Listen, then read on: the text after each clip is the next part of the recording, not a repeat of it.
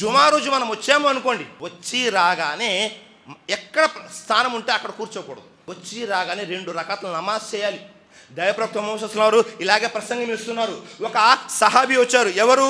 సులైకన్. దైవప్రవక్త ముహమ్మద్ సల్లల్లాహు అలైహి వసల్లం తెలియజేస్తున్నారు, ముస్లిం షరీఫ్ యొక్క హదీస్, జాబిర్ బిన్ అబ్దుల్లా రజియల్లాహు అన్హు వారి కథనం. జా సులైకున్ అల్గతఫనియో యౌముల్ జుముఅ వ రసూలుల్లాహి సల్లల్లాహు అలైహి వసల్లం యఖ్తుబు ఫజలస ఫకాల లహు యా సులైక్ కుం ఫరకా రకతైని వతజవ్వా ఫీహిమా సుమ్మ కాల ఇజా జా అహదుకుం యౌముల్ జుముఅ వల్ ఇమాము యఖ్తుబు ఫల్యర్కా రకాయిని వల్ యతజవ్వజ్ ఫీహిమా. ప్రవక్త ముహమ్మద్ సల్లల్లాహు అలైహి వసల్లం కూర్చొని ఉంటే సులైక్ అనే సహాబీ వచ్చారు. వచ్చి రాగానే కూర్చున్నారు. ప్రవక్త ముహమ్మద్ సల్లల్లాహు అలైహి వసల్లం అన్నారు, లేచి నిలబడు అన్నారు. లేచి నిలబడి జుమా ప్రసంగం అవుతున్నప్పటికీ 2 రకాతుల సున్నత్ నమాజు చేసిన తర్వాతనే కూర్చోవాలి.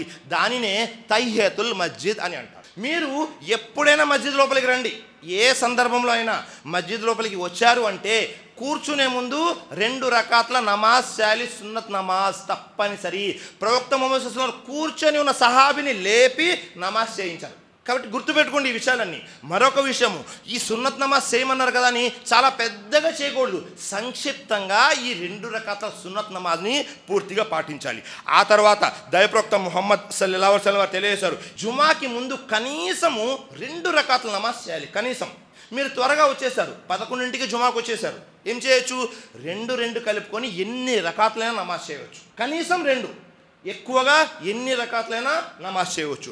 ఆ తర్వాత దైవప్రవక్త ముహమ్మద్ సల్లల్లాహు అలైహి వసల్లం జుమా నమాజ్ అయిపోయిన తర్వాత ఒక రివాయత్ ప్రకారము 2 రకాతుల సున్నత్ నమాజ్ చేసేవారు. జుమా నమాజ్ అయిపోయిన తర్వాత మరొక రివాయత్ ప్రకారము 4 రకాతుల నమాజ్ చేసేవారు. షేఖుల్ ఇస్లాం ఇబ్నుల్ ఖయ్యిమ్ రహిమహుల్లాహ్ తెలియజేస్తున్నారు, ప్రవక్త ముహమ్మద్ సల్లల్లాహు అలైహి వసల్లం వారు ఒకవేళ మస్జిద్లో సున్నత్ చేస్తే జుమా నమాజు అనంతరం 4 రకాతుల సున్నత్ చేసేవారు. ఒకవేళ ఇంటికి వెళ్ళి చేసుకుంటే 2 రకాతుల సున్నత్ చేసేవారు. కాబట్టి ఎలాగైనా సరే మనం ఏం చేయాలి? జుమా నమాజ్ తరువాత కూడా సున్నత్ నమాజుల్ని పాటించాలి. ఆ తర్వాత ఈ విషయం, జుమా నమాజ్ రోజు చాలా మంది ఏం చేస్తుంటారు? ఆలస్యంగా వస్తుంటారు. ప్రసంగం ప్రారంభమైన తర్వాత వచ్చేసారు, జుమా నమాజ్ దొరుకుతుంది. ఒకవేళ నమాజ్ ప్రారంభంలో వచ్చారు, మొదటి రకాత్ కట్టారు ఇమాం గారు, జుమా నమాజ్ జరుగుతుంది. ఒక రకాత్ అయిపోయిన తర్వాత వచ్చారు, అప్పుడైనా జుమా నమాజ్ జరుగుతుంది. ఒకవేళ 2వ రకాత్లో సజ్దాలోకి వెళ్ళిపోయారు ఇమాం గారు, అప్పుడు మీరు లోపలికి వచ్చారు, అప్పుడు మీ జుమా నమాజ్ సమాప్తం కాదు. మీరేం చేయాలి? 4 రకాతుల జోహర్ నమాజ్ అదా చేయాలి, పూర్తి చేయాలి. చాలామంది చివరిలో వస్తారు, ఇంకా అత్తేహత్లో కూర్చొని ఉంటారు ఇమాం గారు, అప్పుడు వచ్చేసి జుమా నమాజ్లో కలుస్తారు, 2 రకాతులే చేస్తారు. 2 రకాతుల నమాజ్ పూర్తి కాదు. ఆ రోజు జోహర్ నమాజ్ చేయాలి తప్పనిసరిగా. అలాగే దైవప్రవక్త ముహమ్మద్ సల్లల్లాహు అలైహి వసల్లం తెలియజేశారు, స్త్రీలు ఎవరైతే ఇళ్లలో ఉండి నమాజ్ చేసుకుంటారో జుమా రోజు, చాలామంది స్త్రీలు ఏం చేస్తారు? జుమా రోజు ఉదయమే గుస్ల్ స్నానం చేసేసి అన్ని పనులు చేస్తారు. జుమా రోజు ఏం చేస్తారు? 2 రకాతుల నమాజే చేస్తారు ఇళ్లలో. ఆ 2 రకాతుల నమాజ్ కూడా పూర్తి కాదు. జుమా రోజు ఎవరైతే స్త్రీలు మస్జిద్కి రాకుండా ఇళ్లలో నమాజ్ చేసుకుంటారో వారు 4 రకాతుల జోహర్ నమాజ్ చేయాలి, 2 రకాతులు కాదు.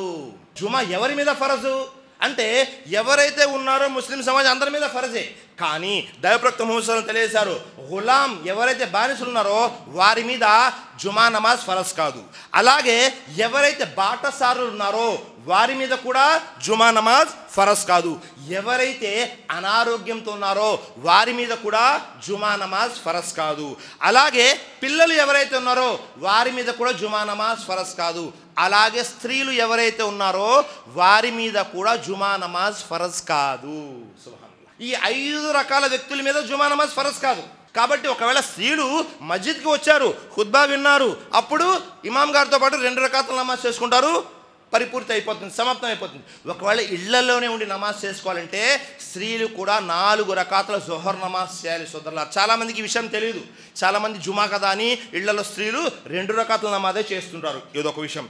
ఆ తర్వాత విషయం అదేమిటి? జుమా రోజు ఎవరు కూడా ఈరోజు శుక్రవారం కదండి నేను ఉపవాసం ఉంటాను అని ఉపవాసం ఉండకూడదు. నఫిల్ ఉపవాసాలు, ఒకవేళ రంజాన్లో ఉపవాసాలు జుమా రోజు వచ్చినాయి ఉండవచ్చు, అరఫా రోజు వచ్చింది, జుమా రోజు, అలాగ కూడా ఉండవచ్చు. కానీ ప్రత్యేకంగా జుమా రోజు ఉపవాసం ఉండేవాళ్ళు కూడా చాలామంది ఉంటారు. తెలియక జుమా రోజు ఉపవాసం ఉండకూడదు. ఎందుకని? జుమా అనేది మోమిన్ ఎవరైతే ఉన్నారో, విశ్వాసులు ఎవరైతే ఉన్నారో వాళ్ళ యొక్క పండుగ రోజు. సుబ్హానల్లాహ్, విశ్వాసులకి పండుగ రోజు జుమా. కాబట్టి జుమా రోజు ప్రత్యేకించి ఉపవాసం ఉండకూడదు, మొదటిది. రెండో విషయము, చాలామంది ఏం చేస్తుంటారంటే జుమా రోజు రాత్రి తహజ్జుద్ నమాజ్ పఠిస్తూ ఉంటారు. రేపు తెల్లారితే జుమా కదా అని. ఆ రోజు ప్రత్యేకంగా తహజ్జుద్ నమాజ్ చేయకూడదు. మీరు రోజు చేస్తున్నారా, అలా చేయండి, పర్వాలేదు. ప్రత్యేకంగా జుమా రోజు ఉపవాసం ఉండకూడదు, ప్రత్యేకంగా జుమా రోజు తహజ్జుద్ నమాజ్ అనేది కూడా చేయకూడదు.